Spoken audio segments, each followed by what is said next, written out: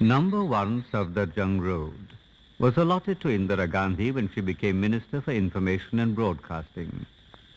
This was her home for the rest of her life.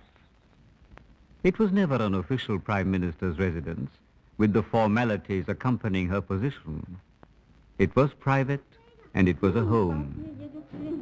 ये ज़्यादा नहीं जीतते तो बैरनंगे आजकल नहीं रहना चाहिए तरह तरह के कीड़े ज़मीन पे होते हैं ये कीड़ा जो है इसके पर गिर जाते हैं और रोशनी जहाँ होती है वहाँ पे आते हैं अरे दादी को देर हो गई खा चुके तुम लोग नहीं खाई नहीं मैंने सब चिप्स खा लिया और ग्रेवी खा लिया मिक्स होती अगर अच्छी तरह मिक्स भी करा में खाया ना लेकिन अच्छी नहीं अगर ठीक से नहीं खाएंगे तो बड़ी कैसे होंगे मालूम खाने से क्या होता है उससे हड्डी बनती है खून बनता है ये सब चीजें खाने से बनती हैं खून क्या खून जब अपने अंदर खून है लाल लाल कभी कभी चोट निकलती है तो निकलता है ना वो खून है तो अगर अच्छे बड़े होना है मजबूत होना है तो अच्छी तरह से खाना खाना सब जगह खून है खाली एक जगह नहीं सारी बदन में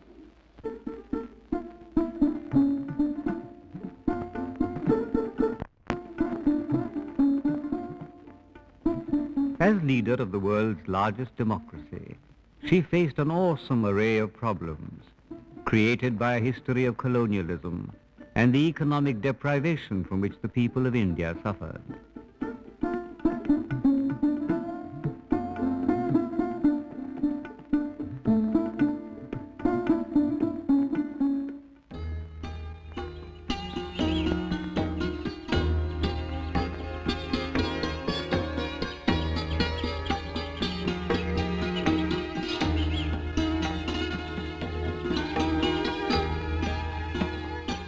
In the early morning, she spent a little time close to nature to give her strength for the coming day. Each day, a new challenge.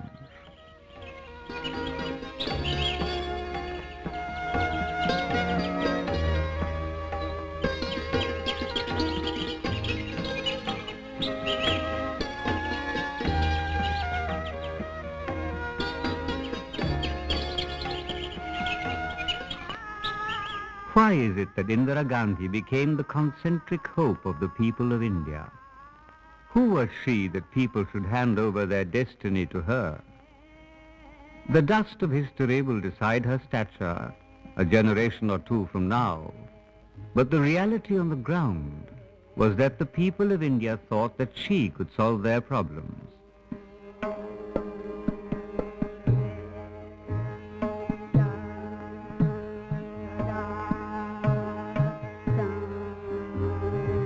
More than 200 years ago, the Nehru family emigrated from Kashmir to Uttar Pradesh.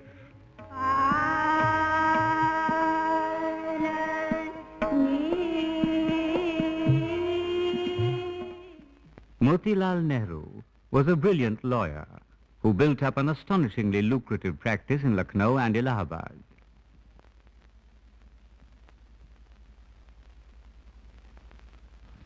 Motilal and his wife, Swarup Rani, had 2 daughters and 1 son, Jawaharlal. Kamla was a sensitive girl, both proud and wise. She married Jawaharlal in 1916.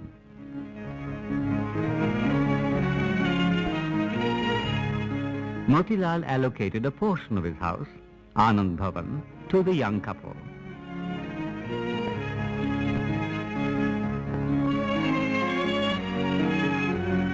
This is where Indira Priyadarshini was born the following year. A somewhat delicate child, born of a mother physically fragile.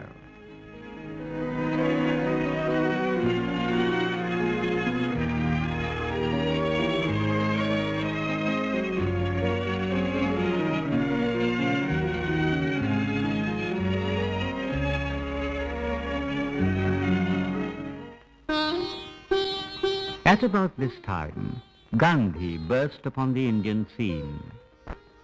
Nehru was immediately converted to the cause of the people symbolized by Gandhi, and he could not but communicate this inspiration to his family and his friends.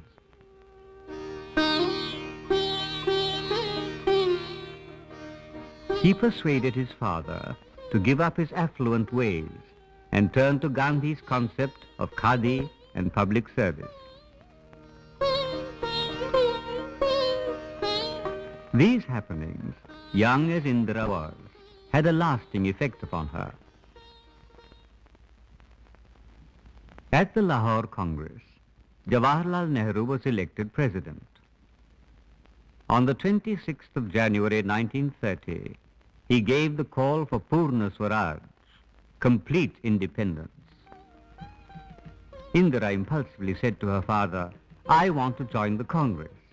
"But you are too young," he said. So she decided to start the Monkey Brigade. As she later recalled, the police didn't bother about children going in or out of Anand Bhavan, carrying messages to and fro. Moreover, they sometimes overheard plans being made by the police and were able to rush back and inform their elders of them.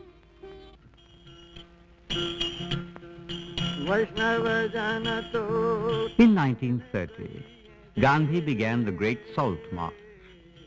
He was determined to encourage people to make salt and to refuse to pay an iniquitous tax on what was a basic daily need of the people.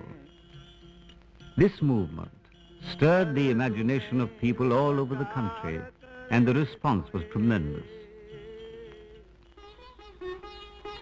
At this time, Indira often thought of herself as Joan of Arc, because, as she said with childlike logic, Joan of Arc was anti-British, and she was young, and she died for her country.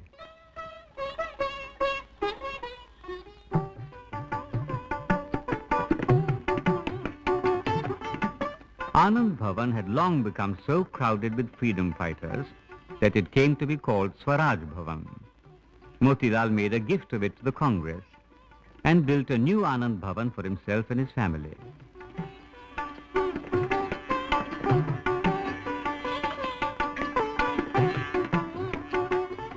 Indira was very lonely, a child alone in this vast house, and all her family in prison. Indeed, she was to have many lonely periods in her life, which perhaps helped to make her a stronger person than she might otherwise have been.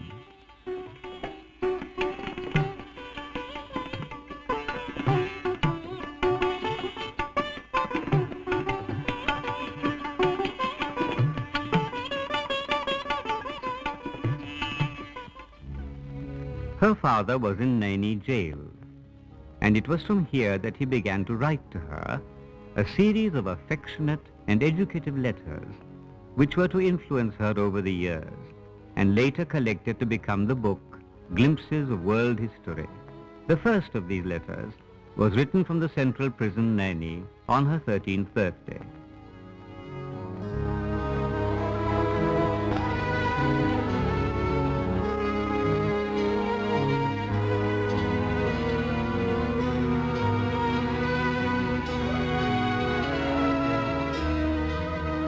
While Jawaharlal was in prison, Kamla too was arrested for leading processions in defiance of police orders.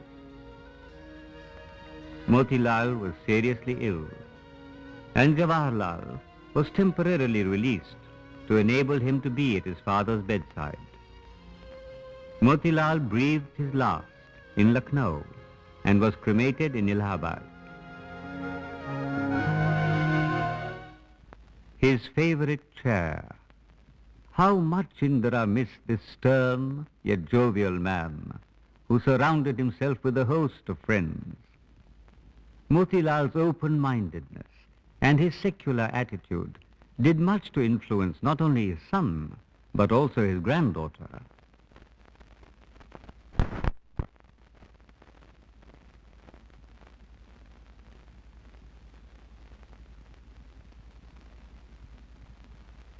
The continual visits of freedom fighters and men of learning went a considerable way in shaping Indira's broad outlook on life.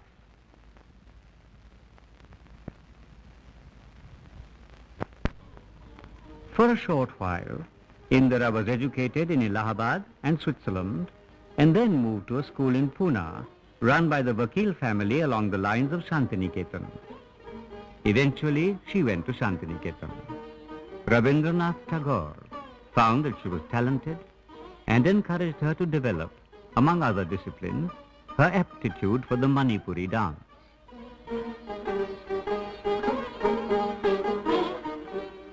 She might have spent more time in Shantiniketan, were it not for the fact that her mother was seriously ill.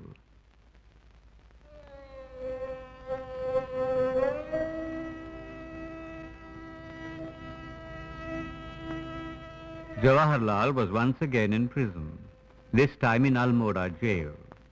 So Indira rushed to look after her mother. She nursed her mother day and night, but death could not be denied.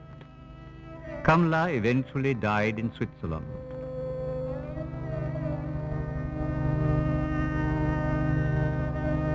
Once again, grief struck father and daughter, and this sorrow brought them closer together.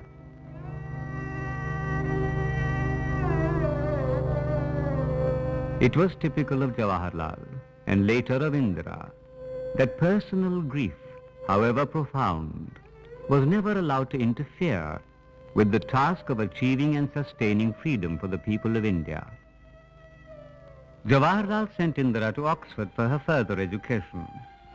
In England, she once again met Feroz Gandhi, who had been close to the family in Allahabad. Their friendship was renewed, and they came closer together. She was quite willing to marry Feroz in England, but he felt that it would be best to ask permission of her father. Although at that time, marriage between a Brahmin girl and a Parsi seemed strange, if not revolutionary, Jawaharlal was convinced that young people should make up their own minds.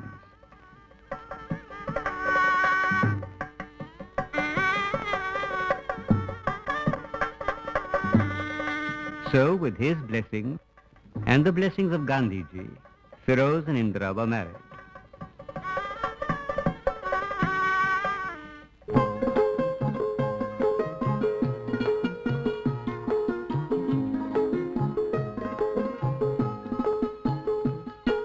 They went to Kashmir for their honeymoon. Alas, for too short a time. For once again the national movement beckoned them both. Gandhi had launched the Quit India movement. Every national leader of any consequence was arrested.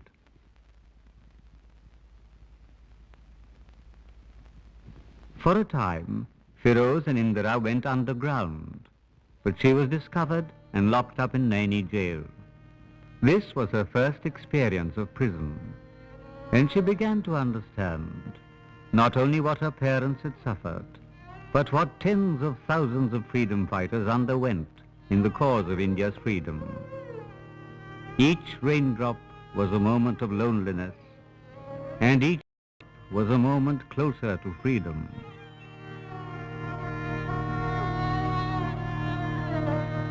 It was in this very jail that Jawaharlal had first begun a series of letters to her. Unfortunately, he was imprisoned in the Ahmednagar fort, 1,000 miles away. It was here that he wrote The Discovery of India.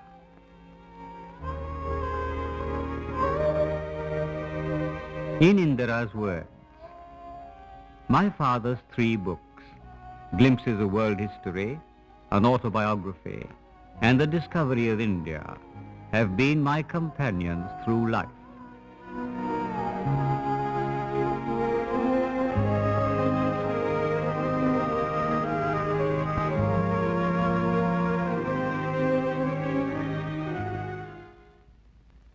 After the Second World War had ended, Lord Mountbatten, who came as Viceroy, was in a hurry. He set a deadline for the resolution of different points of view and the transfer of power. Much to the sorrow of all nationalists, Mr. Jinnah and the Muslim League were adamant in their demand for Pakistan, and the partition of India became inevitable.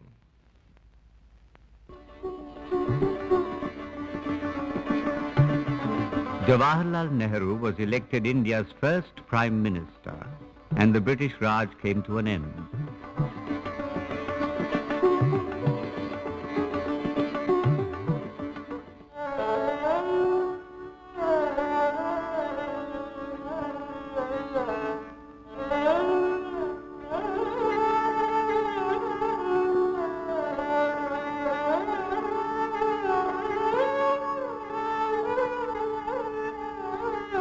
It is a cruel irony of history that the leader who refused to compromise on the unity of India should have lived to see the horrors of partition, that the Mahatma who dedicated his life to non-violence and moderation should have been killed by an assassin's bullet.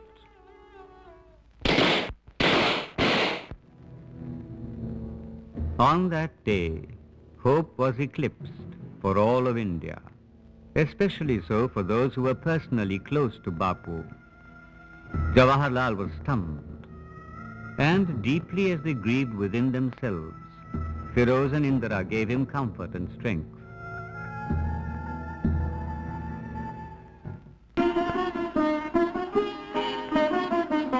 By now, Feroz and Indira had two sons, Rajiv and Sanjay.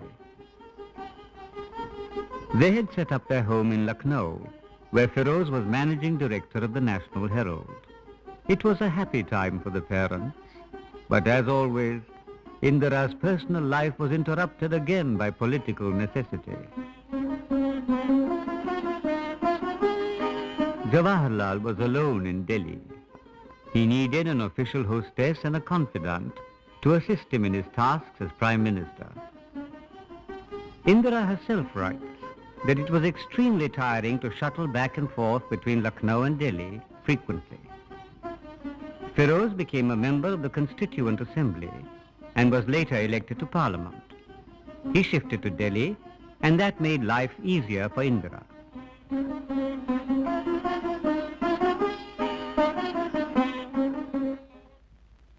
Indira travelled with Jawaharlal to various parts of India, looking into the problems of rural and tribal people. They visited India's neighbors and many countries of the world. These experiences were a further step in Indira's apprenticeship in understanding national and international problems, not only in terms of policy, but in terms of personal contact and exchange of ideas.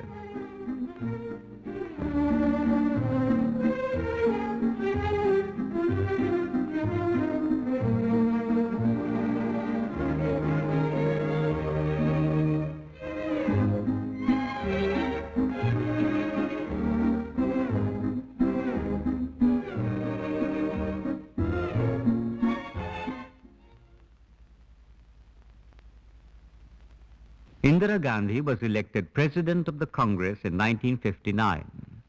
Subsequently, she refused a second term because of her husband's health. Feroz Gandhi died in 1960. Not long after, Indira was to suffer another terrible blow when Jawaharlal died in 1964. The Indian people lost one of the most loved of men in India's history.